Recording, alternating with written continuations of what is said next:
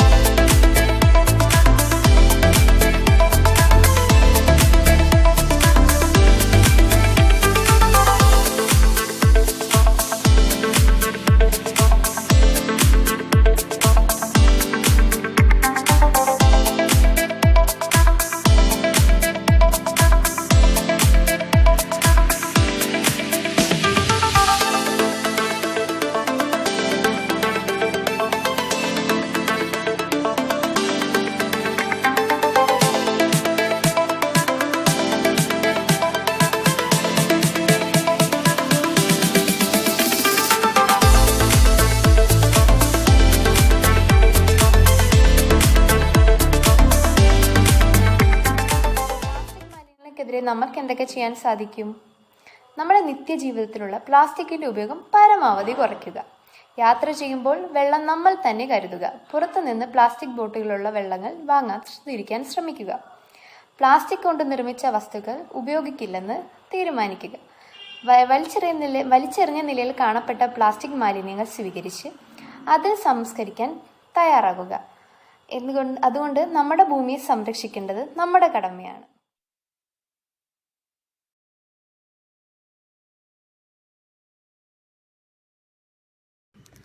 മനസ്സ് നന്നാവട്ടെ.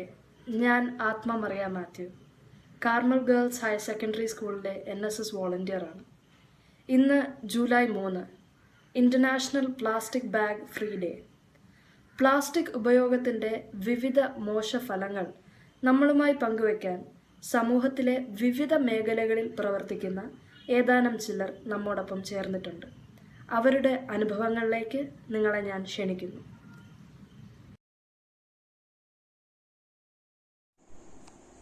പ്ലാസ്റ്റിക് നമ്മുടെ ഡെയിലി ലൈഫിൽ ഒരു ഇമ്പോർട്ടൻറ്റ് ആസ്പെക്റ്റ് ആയിട്ട് മാറിയിരിക്കുന്നു. ഡെയിലി ലൈഫിൽ നമ്മുടെ പ്ലാസ്റ്റിക്കിന്റെ ഇമ്പോർട്ടൻസ് അനുസരിച്ച് അതിന്റെ ഡിമാൻഡ് പ്രൊഡക്ഷനും കൂടുന്നു. ഡെയിലി ലൈഫിൽ നമ്മൾ ഉപയോഗിക്കുന്ന പ്ലാസ്റ്റിക് എന്ന് പറയുന്നത് throw away type of plastic. Throw away as the name suggest, നമ്മൾ യൂസ് ചെയ്യുന്നു, ത്രോ ചെയ്യുന്നു. ത്രോ ചെയ്യുന്ന പ്ലാസ്റ്റിക് എങ്ങനെയാണ് ഡിസ്ട്രോയിഡ് ആകുന്നത്, അതാണ് നമുക്ക് അറിയേണ്ടത്. It either ends up as landfills, or it may get recycled, or incinerated, or it may get decomposed. Decomposed ആയിരുന്നാലും ഉടനെ അല്ല, it may take time. Long ഇതിലാണ് decomposed ആകുന്നത്. 8,300 metric tons of plastic produce ചെയ്യുന്നതിൽ 2/3 of the plastic ഇതുപോലെ എൻവയറമെന്റിൽ ഉണ്ട്.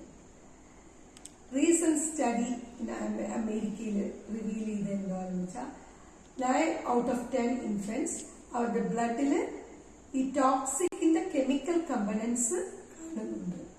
അതുപോലെ തന്നെ 95% ഓഫ് ദ അഡൽട്സിന്റെ യൂറിനിലും chemical components used for making plastics are seen in the urine. This study shows that ഇത് പ്ലാസ്റ്റിക് നമ്മുടെ ഫുഡിൽ കൂടി പെനിട്രേറ്റ് ചെയ്ത് നമ്മുടെ ബോഡിയിൽ എത്തുന്നു. അങ്ങനെ plastic is lethal and plastic is toxic. Plastic ഉപയോഗിക്കരുത് എന്ന് തന്നെയാണ് എൻ്റെയും ആഗ്രഹം. പക്ഷേ ഒരു കൺസ്യൂമർ എന്നുള്ള നിലയിൽ ഏത് സാധനം നമുക്ക് പ്ലാസ്റ്റിക്കിൽ അല്ലാതെ അവൈലബിൾ ആണ്? ഉപ്പ് തൊട്ട് കർപ്പൂരം വരെ പ്ലാസ്റ്റിക്കിൽ തന്നെയാണ് പൊതിഞ്ഞ് കിട്ടുന്നത്. അപ്പം പ്ലാസ്റ്റിക് നിരോധിക്കേണ്ടത് ഏത് ലെവലിലാണെന്നാണ് നമ്മൾ ചിന്തിക്കേണ്ടത്. പ്ലാസ്റ്റിക്കിൽ പാക്ക് ചെയ്ത് വരരുത് എന്നുള്ള ലെവലിൽ ചിന്തിച്ചു കഴിഞ്ഞാൽ പ്ലാസ്റ്റിക് ഒരു വലിയ തോതിൽ നിയന്ത്രിക്കാൻ പറ്റും. ഇല്ലെങ്കിൽ വളരെ പ്രയാസമാണ്. ഒരു വ്യക്തിക്ക് പ്ലാസ്റ്റിക് ആവശ്യമില്ലെങ്കിൽ അയാളുടെ കയ്യിൽ So we are all aware of the varied impacts of plastics. It's extremely toxic, it's extremely polluting.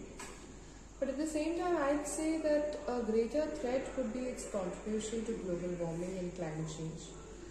So the greenhouse gas jeopardize our ability to meet the target of limiting temperature rise to 1.5 degrees Celsius above pre-industrial levels as put forward by the Paris Agreement. So this is primarily because there's a 90% of the plastics use fossil fuels like natural gas and crude oil, and burning of fossil fuels generates emissions which leads to climate change through global warming. And if you take the life cycle of a plastic, at every stage it releases significant amount of emissions. Take the production process, it's extremely energy intensive, it's heat intensive, which requires burning of fossil fuels again, which releases emissions and hence increases global warming and climate change.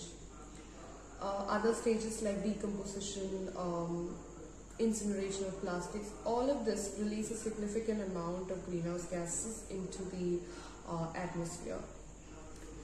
The other angle is, we all know that our oceans act like a sink which absorbs carbon dioxide from the environment and thereby reduces warming. So it is the phytoplanktons in the oceans through their photosynthetic activity which basically does this. So when you dump plastics into the ocean, what happens is that all the phytoplanktons to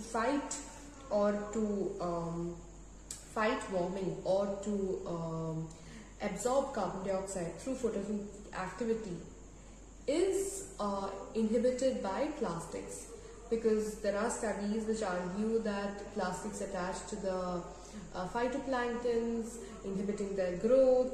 The substances leaching from plastics are toxic to their growth. So there are a huge range of studies which argue that. But in a nutshell, what I'm trying to say is that plastic is toxic to the environment, but it's even more toxic because it exacerbates climate change. Thank you. ഞാൻ കൃഷിക്കാരനായ ഒരാളാണ് PT. John. കാർഷിക മേഖല നേരിടുന്ന വലിയ പ്രതിസന്ധികളിലൊന്നാണ് കൃഷി അനുബന്ധ സാധനങ്ങളെല്ലാം തന്നെ ഇന്ന് പ്ലാസ്റ്റിക് കണ്ടെയ്നറുകളിലാണ് കിട്ടുന്നത് എന്നുള്ളത്.